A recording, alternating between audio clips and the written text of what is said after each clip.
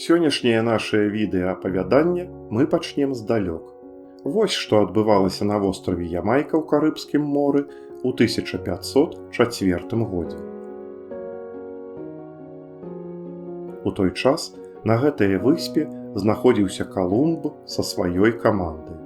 Жылі яны на востраве ўжо больш за паўгода, паколькі іх каравелы сталі непрыдатнымі для працягу плавання. Мясцовыя жыхары выспы забяспечвалі іспанцаў харчаваннем, аднак з цягам часу яны сталі прыносіць усё менш ежы і вады.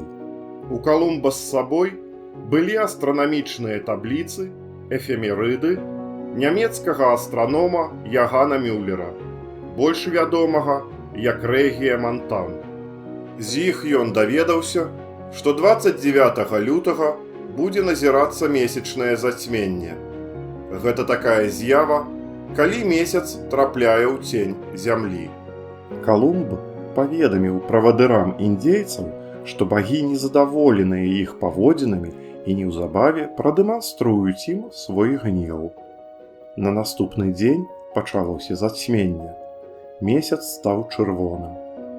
Індзейцы жахнуліся і сталі прасіць Калумба аб дапамозе. І Калумб літасціва вярнуў месяц у яго звычайны стан, а індзейцы працягнулі забяспечваць іспанцаў усім неабходным. У тым жа 1504 годзе в канцылярскіх кнігах Вялікага княства Літоўскага, размешчанага больш за 9000 кіламетраў ад Ямайкі, з'явілася першая згадка пра мястэчка Лыскаў. У 16 стагоддзі мястэчка было вялікакняскім уладаннем, і ў ім быў замак, які належаў каралеве Боне Сфорцы. Замак быў разбураны ў часе паўночнай вайны. Зараз пра яго нагадваюць толькі рэшткі абарончых валоў, а таксама некалькі паданняў. Распавядаюць, што калісьці замкам валодала цудоўная паненка Беня. Ворагі напалі і знішчылі замак, а Беня ледзь пазбегла палону. І тады яна пракляла тое месца, дзе стаяў замак. З таго часу кожную ноч на руінах замка можна чуць горкае екатанне і бачыць блукаючыя вагні. Падчас вайны маскавітаў са шведамі мясцовыя жыхары хавалі загінулых жаўнераў. На пальцы аднаго з забітых яны ўбачылі каштоўны пярсцёнак і забралі яго разам з пальцам. І цяпер, па начах, у вокны вясковых хатаў часам зазірае здань бяспальцага салдата. Вінаград у Лыскаве не расце, а вінаградныя слімакі водзяцца. Іх завезлі манахі-місіянеры, якіх сюды запрасіў маршалак ваўкавыскі Ян Быхавец у сярэдзіне 18 стагоддзя. Манахі пабудавалі тут мураваны барочны касцёл і жылы корпус кляштара, якія захаваліся да нашых дзён. У адрэстаўраваным будынку кляштара цяпер знаходзіцца медычная амбулаторыя. А вось касцёлу пакуль не вельмі шанцуе. Ён стаіць напаўразбураны. У 19 стагоддзі Лыскава знаходзілася на тэрыторыі Расійскай імперыі, улады якой у 1832 годзе забаранілі дзейнасць місіянераў. Да 1866 года Траецкі касцёл быў каталіцкім храмам, а затым яго перадалі расійскай праваслаўнай царкве. Ён зноў стаў каталіцкім у 20-е гады 20-го стагоддзя, калі заходняя Беларусь была часткаю Польшчы. Манахі-місіянеры вярнуліся ў Лыскаў. Апошнім пробашчам у 1938-45 гадах быў ксёндз Алаізій Зялезнік. Пасля смерці яго пахавалі побач з касцёлам. Гэтыя манахі належалі да кангрэгацыі місіянераў або лазарыстаў. Іх першая рэзідэнцыя знаходзілася каля манастыра святога Лазара ў Парыжы. Кангрэгацыю у 1625 годзе заснаваў святы Вікенцій дэ Поль, У адрозненне ад манаскіх ордэнаў, яе членамі, апроч манахаў, маглі быць людзі, якія не прымалі манаскага зароку. Святога асабліва непакоіў нізкі ўзровень адукаванасці як бедных людзей, так і большасці святароў. Таму адукацыйная дзейнасць была істотнай для членаў гэтай кангрэгацыі. З 1797 года пры кляштары ў Лыскаве дзейнічала 6-класная школа на 120 вучняў. У 1817 годзе школу ў Лыскаве паспяхова скончыў Максімільян Станіслаў Рыла, манах-езуіт, археолаг і філосаф. Калі дзейнасць езуітаў у Расейскай імперыі была забароненая, Максімільян з'ехаў у Рым, дзе працягнуў сваю адукацыю і стаў прафесарам філасофіі. У 1836 годзе яго накіравалі ў Ліван для вывучэння магчымасці аб'яднання розных хрысціянскіх цэркваў. У часе гэтае паездкі Максімільян наведаў Дамаск, Багдад, Масул і Ніневію. Акрамя сустрэчаў з прадстаўнікамі ўсходніх цэркваў, ён яшчэ праводзіў і археалагічныя раскопкі. Максімільян быў адным з першых заходніх навукоўцаў, хто даследаваў разваліны старажытнае Ніневіі. Знойдзеныя археалагічныя артэфакты, фрагменты таблічак з клінапісам, цыліндрычныя пячаткі, статуэткі са шкла і іншыя, Максімільян падарыў музею Ватыкана. Выяўленыя ім прадметы у асноўным адносяцца да 7 стагоддзя да нашай эры, апошняму стагоддзю існавання сталіцы Асірыі, перыяду яе найбольшага росквіту. У 1839-41 годах Рыла ўзначаліў езуіцкую місію ў Сірыі. У Бейруце ён заснаваў навучальную установу Калегіум Азіятыкум, які потым стаў універсітэтам святога Йосіпа. Гэтая навучальная установа ў нашыя дні лічыцца адной з самых лепшых на Блізкім Усходзе. У 1846 годзе папа Пій IX прызначыў Максімільяна апостальскім вікарыем у Цэнтральную Афрыку. 2 апошнія гады свайго жыцця ён пражыў у каталіцкай місіі у горадзе Хартум. Максімільяна паважалі і мясцовыя хрысціяне, і магамітане. А яшчэ яму падабалася ўсходняе адзенне. У касцёл ён апранаў сутану, а ў побыце апранаўся як араб. З Афрыкі давайце вернемся ў Лыскаў. Каля касцёла ўжо 200 гадоў стаіць сціплы помнік на магіле польскага паэта і драматурга Францішка Карпінскага. Ён нарадзіўся ў маленькім сяле недалёка ад Івана-Франкоўска і вучыўся ва ўніверсітэтах Львова і Вены. У 1782-83 годах паэт жыў у Варшаве, дзе выдаў 3 зборнікі сваіх вершаў, што зрабіла яго вядомым паэтам.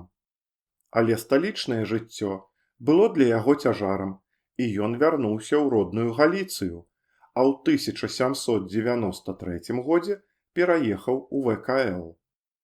У 1819 годзе Карпінскі набыў фальварак, размешчаны каля Лыскава, дзе правёў апошнія гады жыцця. Францішак імкнуўся палегчыць жыццё сялянаў у сваім маёнтку.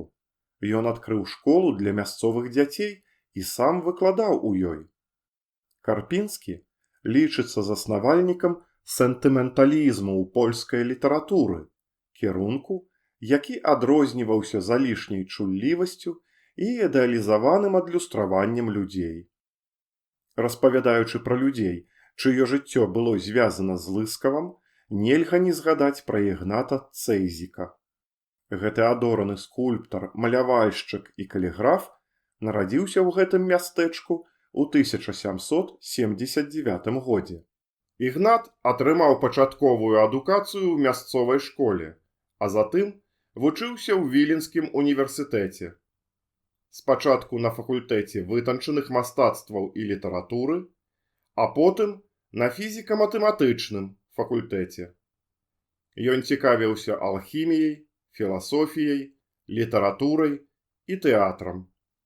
Але жыццё не песціла дробна-маянтковага шляхціца. З уласнасці у яго заўсёды былі толькі гонар ды годнасць. І ён заняўся вырабам падробак. Спачатку тэатральных квіткоў, а потым і асігнацыяў. Ігнат апраўдваў свой занятак тым, што фальшывая валюта паслабіць эканоміку расійскай імперыі, а гэта дапаможа аднавіць Вялікае княства Літоўскае. У 1814 годзе паліцыя напала на след фальшываманетчыка. Пры вобшуку было знойдзенае абсталяванне для друку банкнотаў, адмысловая папера і фарбы. Фальсіфікатара арыштавалі і абвінавацілі ў падробцы 65 000 рублёў.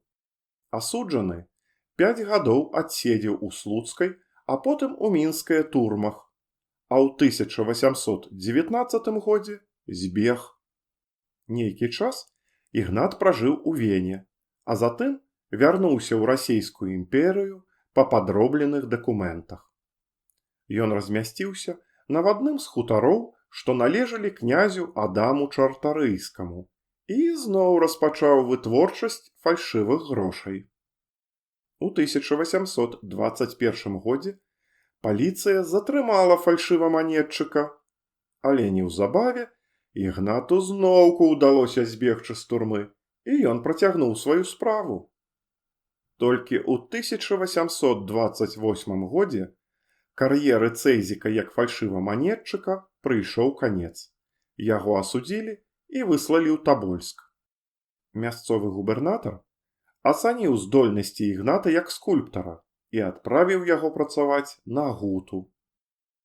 У Табольску жыццё нашага героя было цалкам уладкаваным.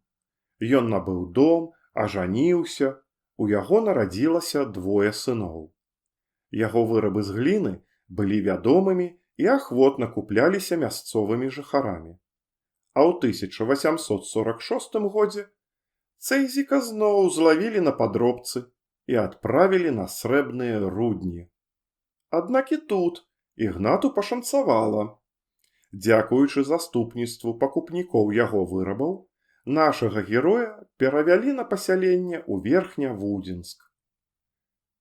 Памер Ігнат Цэйзік у 1858 годзе, а яго гліняныя вырабы былі настолькі папулярныя, што іх яшчэ шмат гадоў масава падраблялі ў Забайкаллі. І на заканчэнне нашай кароткай гісторыі ізноўку вернемся ў Лыскаў, каб палюбавацца царквой Раства Багародзіцы, унікальным узорам драўлянага дойлідства. Будынак храма уяўляе сабой зруб з хваёвага бруса у форме куба. З захаду да яго прымыкае трох'ярусная званіца, з усходу прастакутная апсіда.